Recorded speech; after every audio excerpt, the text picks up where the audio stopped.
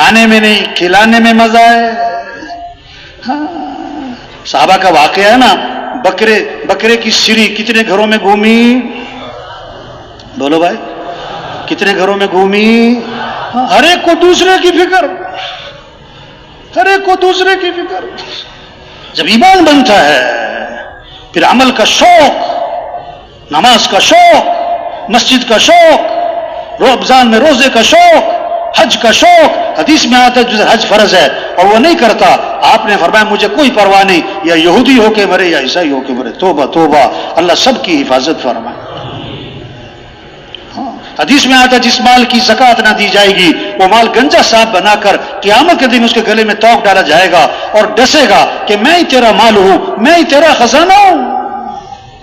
حدیث میں آتا ہے اللہ نے اتنی زکوٰۃ مالداروں پر فرض کی ہے جو اس زمانے کے غریبوں کے لیے کافی ہو جائے. ہاں آپ نے فرمایا میں قسم کھا کے کہتا ہوں, اللہ کے نبی کی بات ہے ہی پکی, آپ کو قسم کھانے کی ضرورت ہی کوئی نہیں, پھر بھی آپ نے قسم کھائی. کیوں؟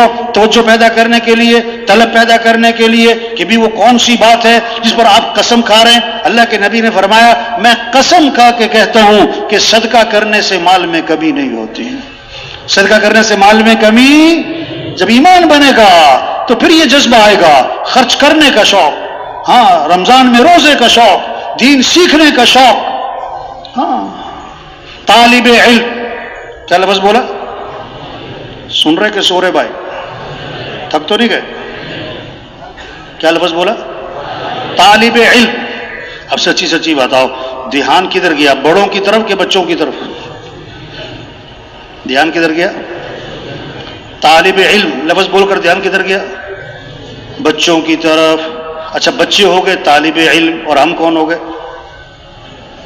ہم کون ہو گئے بھائی؟ نہیں, ہم بھی سب کون ہیں؟ ہم سب کون ہیں بھائی؟ طالب علم, علم کی طلب, علم کی طلب رکھنے والے. تبلیغ میں محنت ہے, ہر مسلمان میں دین سیکھنے کا شوق پیدا ہو, دین سیکھنے کا شوق پیدا ہو. 1 2 3 4 5 6 7 8 9 10 11 12 13 جیسے یہ گنتی یاد ہے, اسی طرح ہمیں نماز کے فرائض یاد ہوں. نماز کے فرائض کیا ہیں, نماز کے واجبات کیا ہیں. جیسے نماز پڑھنا فرض ہے, نماز کو سیکھنا بھی فرض ہے. اتنا ایمان سیکھنا جو نماز پہ کھڑا کر دے, اتنا ایمان سیکھنا بھی فرض ہے. ہاں دین سیکھنے سے آتا ہے, بغیر سیکھے نہیں آتا. بجلی کا کام سیکھنا پڑتا ہے, درزی کا کام سیکھنا پڑتا ہے, گاڑی چلانا سیکھنا پڑتا ہے. او میرے بھائی, ہم مسلمان ہیں, اسلام کو بھی سیکھنا پڑتا ہے. ہمیں رواج کو نہیں دیکھنا, ہمیں رواج کو نہیں دیکھنا, ہمیں تو شریعت کو دیکھنا ہے. ہمیں فیشن کو نہیں دیکھنا, ہمیں تو سنت کو دیکھنا ہے. ہمیں برادری کو نہیں دیکھنا, ہمیں تو اللہ رسول کے حکم کو دیکھنا ہے. آج رواج کا پتہ ہے, شریعت کا نہیں پتا, فیشن کا پتہ ہے, سنت کا نہیں پتا. میں ایک جگہ گیا نا, ایک نوجوان تھا, نوجوان, اس نے شرٹ پہنی ہوئی تھی, پینٹ اور شرٹ. تو شرٹ نا اس کی الٹی. میں نے اس سے کہا بھائی تم نے شرٹ الٹی پہنی ہوئی ہے, تمہاری یہ شرٹ الٹی ہے. کہتا ہے نہیں مولوی صاحب یہ فیشن ہے. یہ کیا ہے؟ ہاں ایک فیکٹری میں گئے, وہاں پینٹیں بنتی تھی, پینٹیں نا, تو وہ کچھ لوگ بیٹھے ہوئے تھے, وہ انہوں نے ریگ مال سے پکڑا ہوا تھا, وہ پینٹوں کو نا خراب کر رہے تھے, کپڑے کو خراب کر رہے تھے, اس کو پھاڑ رہے تھے. میں نے کہا یہ کیا کر رہے بھائی, یہ پینٹوں کو خراب کر رہے ہیں؟ کہتے نہیں مولوی صاحب آج کل فیشن ہے. تھوڑی سی پینٹ کیا ہو, پھٹی بھی ہو, استغفر اللہ. نہیں, ہمیں فیشن کو نہیں, ہمیں سنت کو دیکھنا ہے. ہمیں رواج کو نہیں, ہمیں شریعت کو دیکھنا ہے. ہمیں برادری کو نہیں, ہمیں تو اللہ رسول کے, ہم اللہ کے حکم کو دیکھنا ہے. ہمیں تو حضور صلی اللہ علیہ وسلم کے طریقے کو دیکھنا ہے. تبلیغ میں یہ محنت ہے کہ دین سیکھنے کا شوق آئے. ہاں ایک بارات جا رہی تھی, توبہ توبہ, یہ واقعہ ہے, ایسی کہاوت نہیں ہے, یہ واقعہ میرا ایک دوست تھا. وہ کہنے لگا کہ میرے دوست کی شادی تھی تو بارات جا رہی تھی مسجد کی طرف. بارات جا رہی تھی, ڈھول اور ڈھمکا اور ناچ اور گانا اور میوزک, اور جا رہی ہے بارات کدھر؟ مسجد. کیوں کہ دولہا نے شادی کے نفل پڑھنے. توبہ توبہ, دولہا نے شادی کے کیا ہے, ویسے کبھی مسجد گیا نہیں, اور شادی کے نفل فرض معلوم. تو کہتا مسجد کے باہر بارات کھڑی ہو گئی, مجھے انہوں نے کہا تم اس دولہا کے ساتھ جاؤ مسجد میں اس نے نفل پڑھنے. تو میں اس کے ساتھ چلا گیا. میں بیٹھ گیا. میں نے کہا بھائی پڑھ لو نفل. کہتا پہلے تو کھڑا ہو کے ادھر ادھر دیکھتا رہا, پھر اس نے نیت باندھ لی. کہتا میں پاس بیٹھا ہوا ہوں. اب بڑی دیر ہو گئی, وہ کھڑا ہوا ہے. واجی ہوا. میں نے کہا بھائی شادی کے نفل ہیں, بڑے خوش و خصوص سے پڑھے جا رہے ہیں. بہت دیر کھڑا رہا, پھر کھڑے کھڑے ہی سلام پھیر دیا اس نے. کھڑے کھڑے, یہ واقعہ ہے. کہتا میں نے اس سے کہا کہ بھائی تو نے شادی کے نفل پڑھے کہ نماز جنازہ پڑھی؟ نہ رکوع نہ سجدہ. بھئی یہ تو جنازے میں ہوتا ہے اللہ کے بندے, یہ تم نے کون سے نفل پڑھے؟ آئے ہائے, یہ ہے افسوس کی بات. آگے سے کہنے لگا سچی بات یہ ہے کہ مجھے نماز نہیں آتی ہے. اس جگہ جنازہ تھا, ایک بڑا افسر تھا, بہت بڑے افسر, ان کے پوتا, اس کا پوتا تھا 2 سال کا, وہ فوت ہو گیا. جنازے پڑھانے کے لیے انہوں نے بلایا ہمیں. تو ہم نے جنازے سے پہلے تھوڑی سی بات کی. تو انہوں نے کہا بھی دیکھو آپ جنازہ پڑھنے آئے ہو اور جنازہ ہے بچے کا, اور جنازے پتہ کون تھے؟ سارے افسران, بڑے افسران, بڑی گاڑیاں, 4 گن مین. ہاں, میں نے کہا بھی آپ لوگ جنازہ پڑھنے آئے اور جنازہ ہے بچے کا 2 سال کا, تو آپ کو بچے کے جنازے کی دعا تو آتی ہوگی نا. وہ ایک ساتھی نا سامنے کھڑا ہوتا ہے, ایک آدمی نا, مجھے بعد میں کہنے لگا, کہتا میں ڈر گیا کہ میری طرف اشارہ کر کے پوچھ ہی نہ لو کہ سنا دے.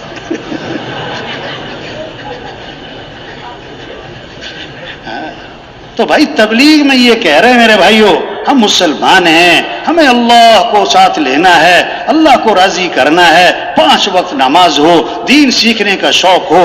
اعمال سے زندگی بنتی ہے, مال سے زندگی نہیں بنتی. عمل کا شوق ہو. آج مالدار بننے کا شوق ہے, دیندار بننے کا شوق نہیں ہے. ہاں, کامیابی کا تعلق مال سے نہیں ہے, کامیابی کا تعلق تو اعمال سے ہے. اللہ کی مدد مال والوں کے ساتھ نہیں, اللہ کی مدد اعمال والوں کے ساتھ ہے. گھروں میں تعلیم کے حلقے ہوں, مساجد میں تعلیم کے حلقے ہوں, ہر مسلمان تعلیم کے حلقے میں بیٹھے اور اعمال کے فضائل کو سنیں تاکہ عمل کا شوق پیدا ہو. ایک صحابی نے عرض کیا ای الناس خیرون, اللہ کے رسول سب سے بہترین آدمی کون ہے؟ سب سے بہترین آدمی کون ہے؟ آپ نے فرمایا من طال عمره وحسن عمله, جس کی عمر بھی لمبی ہو اور اس کے اعمال بھی اچھے ہوں. ای الناس شر, اللہ کے رسول سب سے برا آدمی, گھٹیا آدمی, گندا آدمی کون ہے؟ فرمایا من طال عمره وساء عمله, جس کی عمر بھی لمبی ہو اور اس کے اعمال بھی خراب ہو.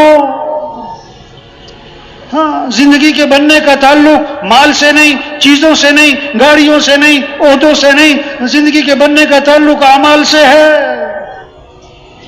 ہاں, فقیر وہ نہیں جس کے پاس مال نہیں, فقیر وہ جس کی زندگی میں اعمال نہیں. ہاں, لیس الغنی بکثرت العرض, غنی وہ نہیں جس کے پاس مال بہت, دولت بہت, سامان بہت. نہ, غنی وہ جو دل کا غنی. آج ہمیں ترس آتا ہے کس پر؟ جس کے پاس مال نہیں, کپڑے نہیں, برتن نہیں, زیور نہیں, فرنیچر نہیں, گاڑی نہیں.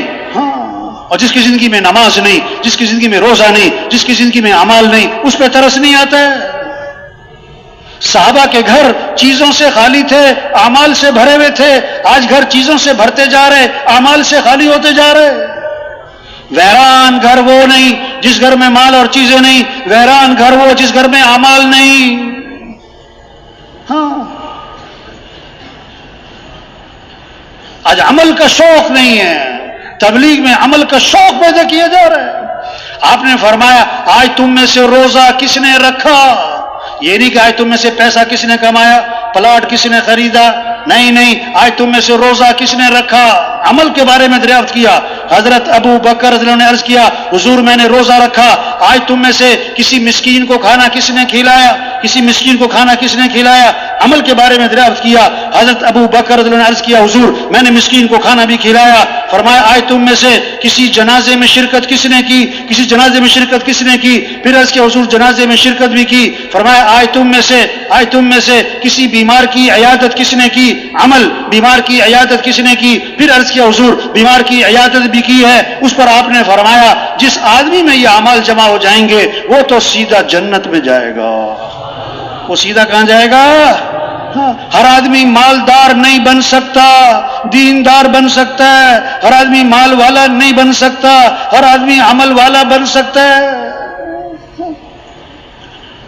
صحابہ کی جو دوڑ تھی مال کی نہیں تھی، چیزوں کی نہیں تھی، صحابہ کی دوڑ تھی اعمال کی. صحابہ کی دوڑ تھی اعمال کی.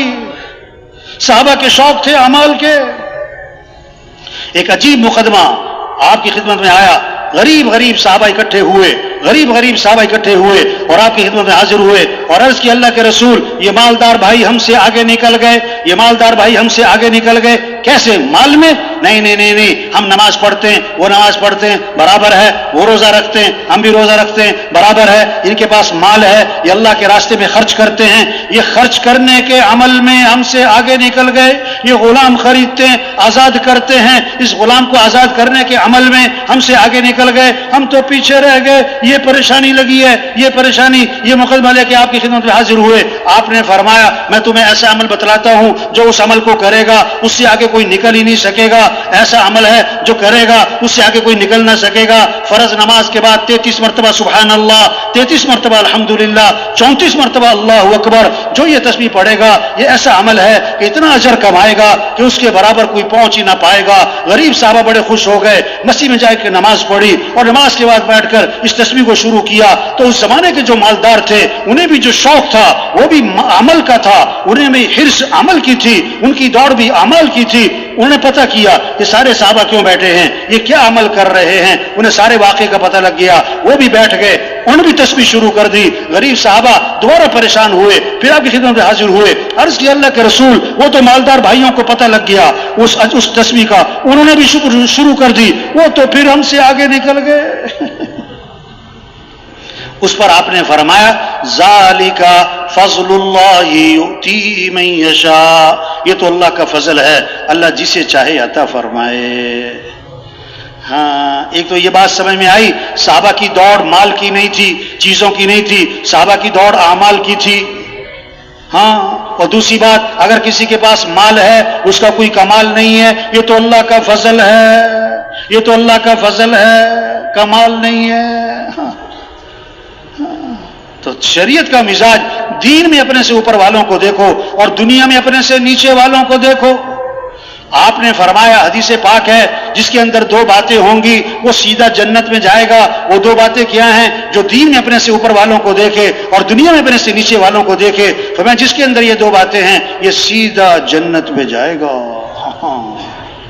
ہاں شیطانی مزاج ہے، دین میں اپنے سے نیچے والوں کو دکھاتا ہے کہ فلاں تو نماز بھی نہیں پڑھتا، میں تو نماز پڑھ لیتا ہوں. اور دنیا میں اپنے سے اوپر والوں کو دکھاتا ہے، اپنے سے اوپر والوں کو دکھاتا ہے. لاکھ کمانے والا اس کو دیکھ رہا ہے جو 5 لاکھ کما رہا ہے، 5 لاکھ کمانے والا پریشان اس کو دیکھ رہا ہے جو 10 لاکھ کمانے والا ہے. 2 مرلے کے مکان والا پریشان اس کو دیکھ رہا ہے جو 5 مرلے میں، اور 1 کنال والا پریشان اس کو دیکھ رہا ہے جو 4 کنال کے بنگلے میں.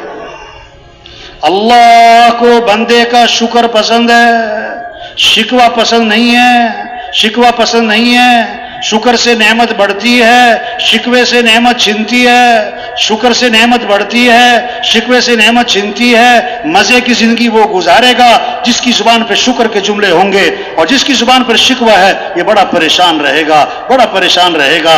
آپ کے کھانے میں چٹنی ہے اور روٹی ہے، واہ واہ. اب آپ کھانا کھا کے کیا کہہ رہے؟ یا اللہ تیرا شکر ہے تو نے مجھے کھانا کھلایا، مجھے روٹی کھلائی، مجھے چٹنی بھی کھلائی، واہ واہ. اس میں دھنیا بھی تھا، اس میں پودینہ بھی تھا، اس میں انار دانہ بھی تھا، نمک مرچ بھی، واہ واہ واہ واہ، بڑا مزہ آیا. یا اللہ تیرا شکر ہے، یا اللہ تیرا شکر ہے. 10 دفعہ کہہ رہا ہے چٹنی روٹی کھا کے یا اللہ تیرا شکر ہے. یہ بڑے مزے کی زندگی گزارے گا، بڑے مزے کی زندگی گزارے گا. اگر اس کے دسترخوان پہ کوفتے بھی ہیں اور کباب بھی ہیں اور بریانی بھی ہے اور پلاؤ بھی ہے اور روسٹ بھی ہے اور سالن بھی ہے اور کھیر بھی ہے اور کسٹرڈ بھی ہے اور سلاد بھی ہے، اور آگے سے وہ کہتا ہے مچھلی نہیں ہے، مچھلی کیا کہتا ہے؟ یہ بڑی پریشان کن زندگی گزارے گا. یہ شکوہ کر رہا ہے، شکوہ کیا کر رہا ہے؟ ہاں شکوہ کر رہا ہے. شکر پتہ کسے کہتے ہیں؟ جو ہے اس کا تذکرہ، جو ہے اس کا تذکرہ. شکوہ پتہ کسے کہتے ہیں؟ جو نہیں ہے اس کا تذکرہ، جو نہیں ہے اس کا تذکرہ. ہر آدمی کو کچھ ملتا ہے، کچھ نہیں ملتا ہے. جو ملے شکر، مزے کی زندگی. جو نہ ملا شکوہ، یہ بڑی پریشان کن زندگی. ہاں تبلیغ میں محنت ہے، کیسے ایمان بنے، پھر عمل کا شوق، نماز کا شوق، قرآن کا شوق. ہاں ہر آدمی مال والا نہیں، قرآن والا تو بن سکتا ہے، ذکر والا بن سکتا ہے، ہر آدمی تلاوت کر سکتا ہے. آپ نے فرمایا 1 حرف قرآن کا پڑھا تو 10 نیکیاں ملیں گی. آپ نے وضاحت فرمائی الف لام میم. 1 حرف نہیں ہے، الف 1 ہے، لام 1 ہے، میم 1 ہے، واہ واہ تو 30 نیکیاں مل گئیں. الف لام میم ذالک الکتاب لا ریب فیہ ھدی للمتقین. اب کتنی نیکیاں ہو گئیں؟ سارے کمپیوٹر فیل ہو جائیں گے. 1 سپارہ پڑھا، 2 سپارے پڑھے، اتنی زبردست کمائی ہے، واہ واہ. آپ نے میں 3 دفعہ جو سورہ اخلاص پڑھے گا اسے پورے قرآن کا ثواب ملے گا. جو 10 دفعہ سورہ اخلاص پڑھے گا اللہ جنت میں اس کے لیے محل تیار کر دیں گے. جو رات کو سورہ ملک پڑھے گا اللہ اسے قبر کے عذاب سے بچا لیں گے. جو رات کو سورہ واقعہ پڑھے گا اس پر کبھی فاقہ نہیں آئے گا. جو صبح کو سورہ یاسین پڑھے گا اللہ شام تک کے کاموں میں اس کی مدد فرمائیں گے. ہاں قرآن کا شوق ہو.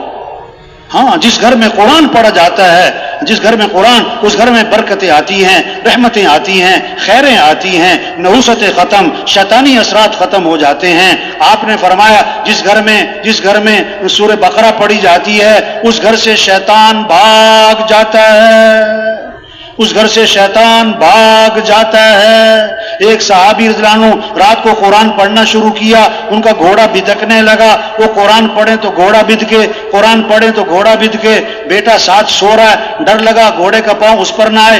سلام پھیرا، گھوڑا کیوں بھدک رہا ہے؟ دیکھا آسمان پر ایک نور ہی نور ہے، سفید بادل کی طرح، اور آسمان کی طرف اٹھتا جا رہا ہے اور آنکھوں سے اوجھل ہو گیا. بڑے حیران ہوئے کہ یہ کیا تھا.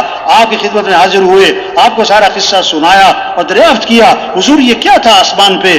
آپ نے فرمایا یہ آسمان سے فرشتے اترے تھے تمہارا قرآن سننے کے لیے. اگر تم صبح تک پڑھتے رہتے نا آج ساری دنیا فرشتوں کو دیکھ لیتی.